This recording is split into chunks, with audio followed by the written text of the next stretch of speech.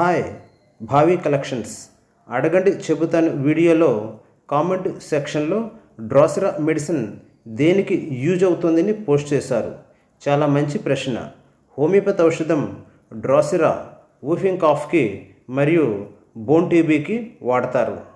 సాధారణ దగ్గుకు డ్రోసెరా వాడరాదు.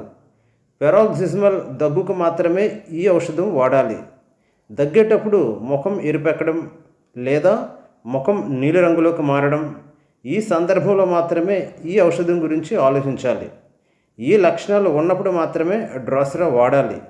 అవేమిటంటే ఊపిరాడనియని వెంటనే వచ్చు దగ్గు, రాత్రిపూట ఎక్కువగను లేదా బెడ్ మీద పడుకోగానే దగ్గు ఎక్కువగను. అలాగే బోన్ టీబీకి డ్రోసెరా స్పెసిఫిక్ ఔషధం. బోన్ టీబీలో బోన్ లాస్ కూడా ఉండును కనుక కొత్త బోన్ ఏర్పడడానికి కాల్కేరియాపాస్ ఔషధం మరియు బోన్ టీబీ ఇన్ఫెక్షన్కు డ్రోసెరా ఔషధం, ఈ రెండు ఔషధాలు ఆల్టర్నేటివ్గా వాడాలి.